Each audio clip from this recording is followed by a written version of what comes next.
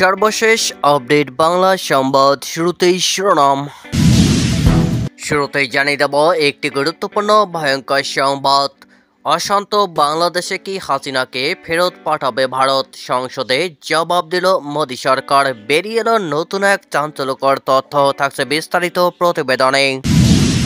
এরপর জানিয়ে দেব ট্রাম্প প্রশাসনের শীর্ষ কর্মকর্তাদের সঙ্গে বৈঠকে বিএনপি অংশ নেন জাইমা রহমানও, থাকছে বিস্তারিত প্রতিবেদনে।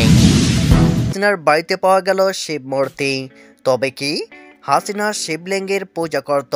শিবলিঙ্গ সহ মুজিবের বাড়িতে আরও যেসব জিনিস পাওয়া গেল, থাকছে বিস্তারিত প্রতিবেদনে। শেখ হাসিনা বুড়িয়ে গেছেন, ফুরিয়ে গেছেন, নিঃশেষ হয়ে গেছেন, থাকছে বিস্তারিত প্রতিবেদনে। এদিকে শেখ হাসিনার কার্যক্রম নিয়ে নয়াদিল্লিকে প্রতিবাদ জানিয়েছে ঢাকা, জানালেন পররাষ্ট্র উপদেষ্টা। সবশেষে জানিয়ে দেব অর্থের বিনিময়ে ক্ষমতাচ্যুত প্রধানমন্ত্রী শেখ হাসিনার অর্জন করা ভুয়া ডক্টরেট ডিগ্রি অর্জন, থাকছে বিস্তারিত প্রতিবেদনে। এতক্ষণ শুনছিলেন সংবাদ শিরোনাম, এবারে বিস্তারিত। অশান্ত বাংলাদেশে কি হাসিনাকে ফেরত পাঠাবে ভারত? সংসদে জবাব দিল মোদী সরকার। দিল্লিকে নতুন করে এক প্রতিবাদ পত্র পাঠিয়ে বাংলাদেশের অন্তর্বর্তীকালীন সরকার দাবি করেছে হাসিনা যেন ভারতে বসে মিথ্যা এবং মনগড়া বক্তব্য পেশ না করে। এই সবেরই মাঝে এবার সংসদের উচ্চকক্ষে উত্থাপিত হলো শেখ হাসিনা ইস্যু। ঢাকা সহ বাংলাদেশের বিভিন্ন জায়গায় ফের অশান্তি ছড়িয়েছে। ঢাকার ধানমন্ডিতে অবস্থিত শেখ মুজিবুর রহমানের স্মৃতি জড়িত বাসভবনটি ভেঙে গুঁড়িয়ে ফেলা হয়েছে।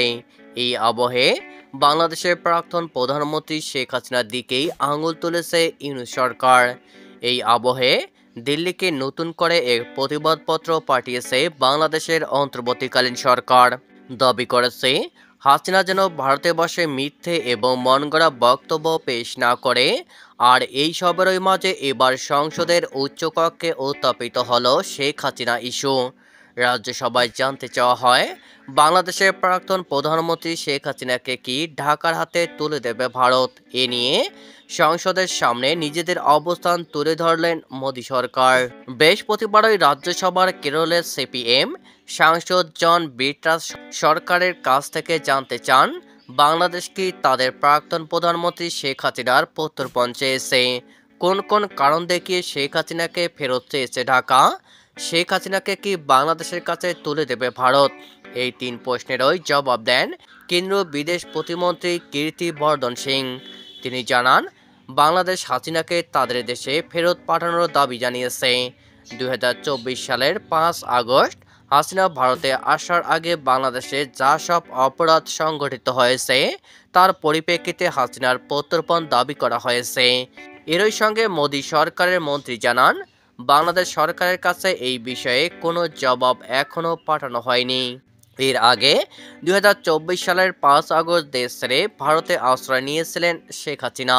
এরপর থেকেই শেখ হাসিনার সরকারে থাকা বহু মন্ত্রী ধরা পড়েছেন, আবার বহু মন্ত্রী পালিয়ে গিয়েছেন অজ্ঞাতবাসে। এদিকে গত 2 দিন ধরে বাংলাদেশের যে ধ্বংসলীলা চলছে, এরই পরিপ্রেক্ষিতে হাসিনাকে দায়ী করেছে ইউনূসের সরকার। এহেন পরিস্থিতিতে গত 6 ফেব্রুয়ারি ঢাকায় নিযুক্ত ভারতের ভারপ্রাপ্ত হাই কমিশনারকে তলব করেছে বাংলাদেশ সরকার।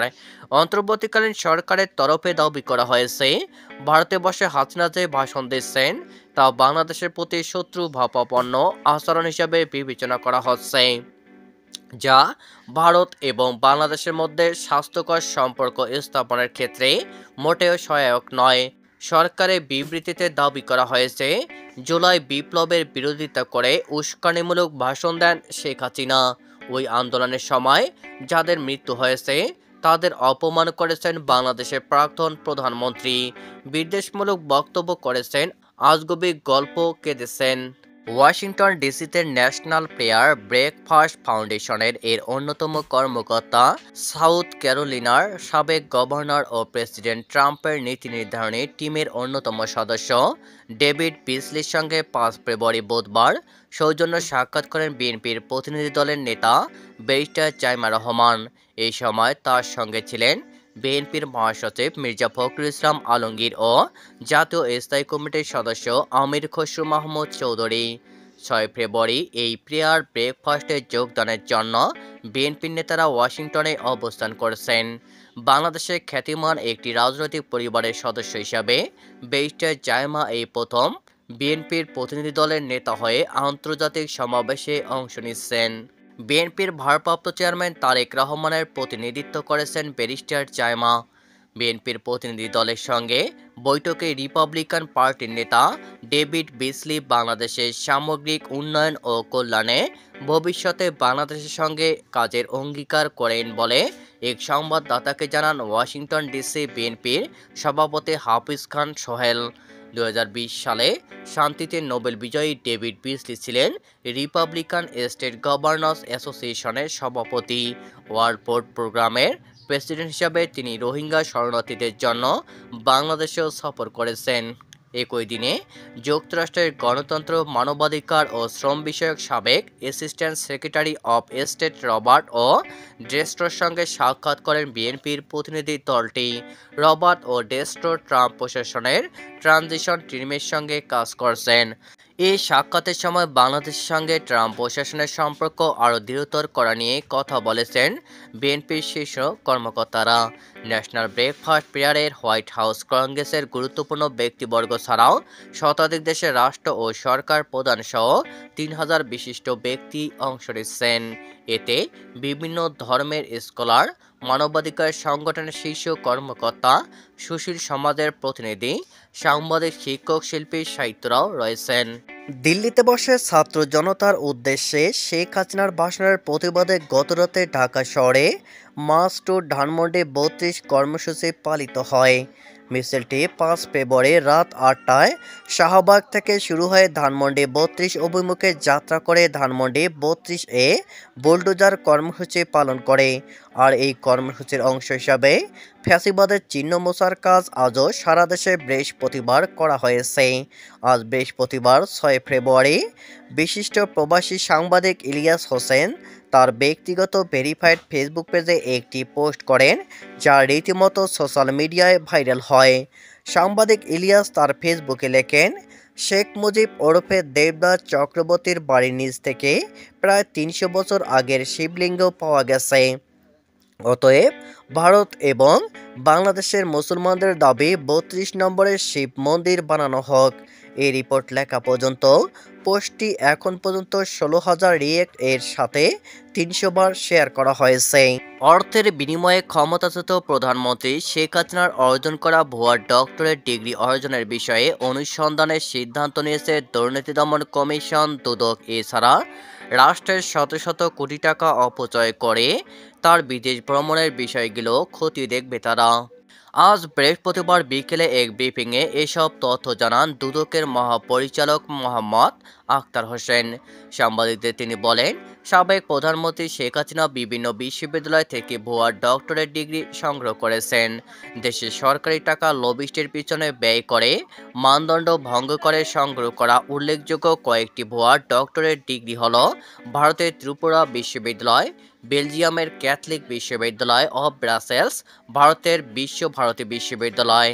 জানা যায়, তিনি যেসব পদক ও ডিগ্রি সংগ্রহ করেছেন তার প্রায় সবগুলোর পেছনে প্রচুর খরচ, যা জাতীয় স্বার্থের পরিপন্থী চুক্তির বিনিময়ে ভাগিয়ে নিয়েছেন।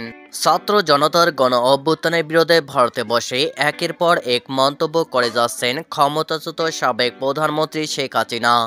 গুম, বিচার বহির্ভূত হত্যা ও ব্যাপক মানবাধিকার লঙ্ঘনের দায়ে অভিযুক্ত শেখ হাসিনাকে নিয়ে ফেসবুকে একটি স্ট্যাটাস দিয়েছেন বিএনপি চেয়ারপারসন ও সাবেক প্রধানমন্ত্রী খালেদা জিয়ার সাবেক প্রেস সচিব মারুফ কামাল খান।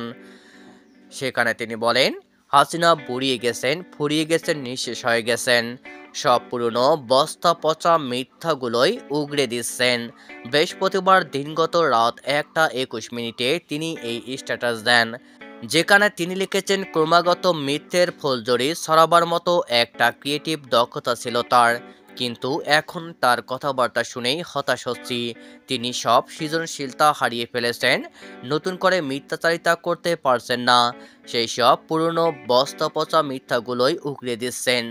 নতুন করে মিথ্যে কেচ্চা কাহিনী ফাঁদার এই ব্যর্থতা প্রমাণ করেছে যে তিনি ফুরিয়ে গেছেন, খুব মনোটোনাস ও ক্লিশে হয়ে পড়েছেন তার কথাবার্তা।